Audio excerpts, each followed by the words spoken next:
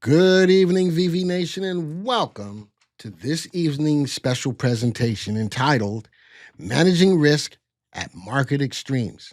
Okay, managing risks at market extremes. My name is Glenn Tompkins, Senior Stock Market Strategist for VectorVest. Glad to be here. Glad to have you here. This is not going to be a deep, long, entailed presentation, but it's going to be a powerful one to help you guys to what's going on in the market right now. Managing risk is huge. Making sure that you make money is important in the market, but keeping that money is as important or even maybe even more important than making money. Managing your risk at market extremes, but you've got to know when you've got market extremes. How do you know? Well, the power of VectorVest puts you in the right spot to know when we're at market extremes, especially for when the market's looking for a top or looking overbought. We have an indicator called the MTI, or market timing indicator. What is the MTI? Well, I'm glad you asked that question. The MTI, or the market timing indicator, is a composite indicator that combines the price movement of the VectorVest composite, the VVC, RT, or relative timing, BSR, or buy to sell ratio. Just think about that. The price movement of over 9,500 stocks, if those stocks are going up or down in price with RT, and the amount of stocks taking advantage of being buys or sells and looking at that ratio. Now, this indicator is cast on a scale between 0 and 2, and it pretty much gives you a quick response in the overall market direction and strength. Now, when we look at that, because it's cast on that scale between 0 and 2, what do the values mean? Well, below 60, the market is severely oversold. And guess what? We can use that same NTI when the market is at a level of looking for a bottom. 0.6 to 0.9, building strength. 0.9 to 1.3, fairly valued or neutral. 1.3 to 1.5, overbought territory, keep that number in mind. And 1.5 plus, historically overbought, and then it denotes caution.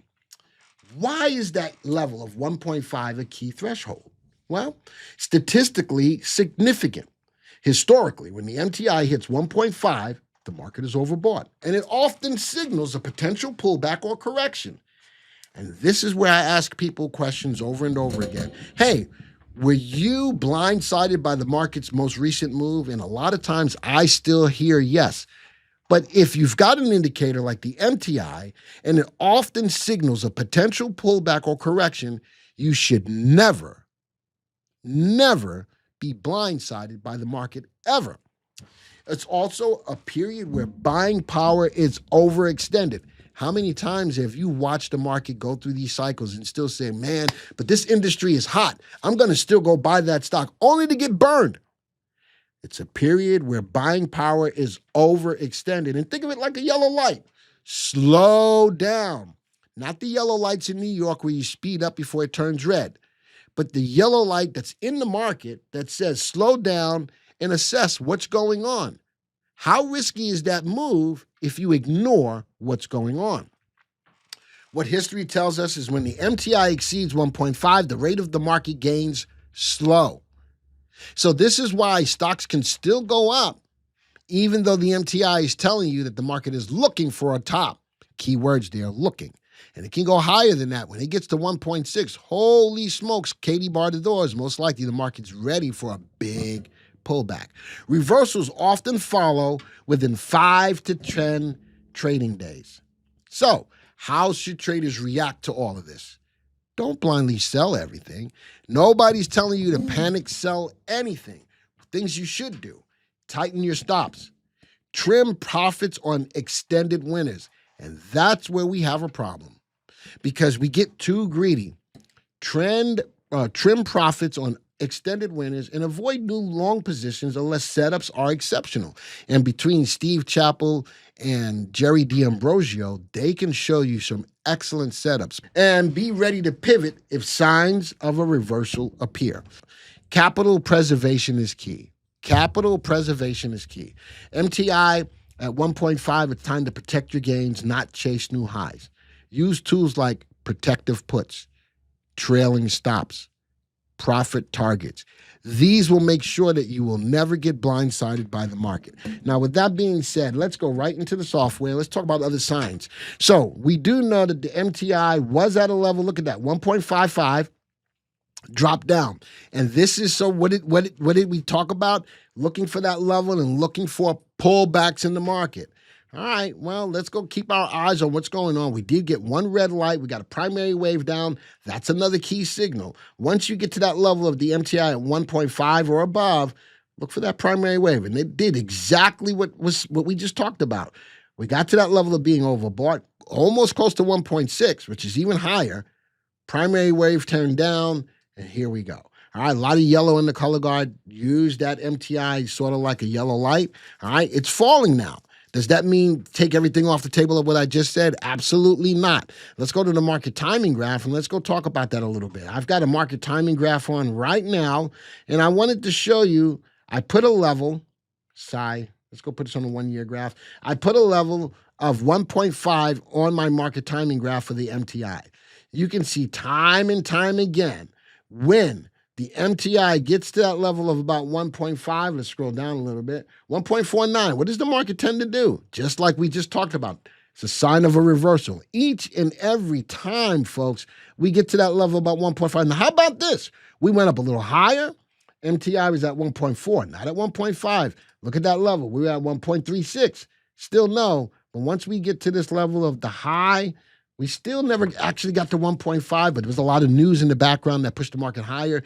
And you notice I'm utilizing this in conjunction with our confirmed calls. That helps you back it up as well. I'm going to go back out to 5 years. All right, I'm going to show this weekly. Let's go end of day, 5 years. And I'm going to do the same thing. Look at this. Look at that MTI right about that level of 1.5.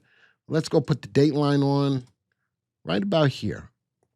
1.53. What did the market do? Fell hard. How about here? And I'm just looking at I'm not even going back and looking at the dates, not looking at the news. I'm looking at the levels of the MTI at the level that I just drew of 1.5. 1.68, market fell. Here, where we at? 1.62, market fell. Here, 1.54, market fell. This is why historically, why that level of 1.5 or above is so pertinent to helping you to understand when it's time to tighten your stops, because we're at market extremes.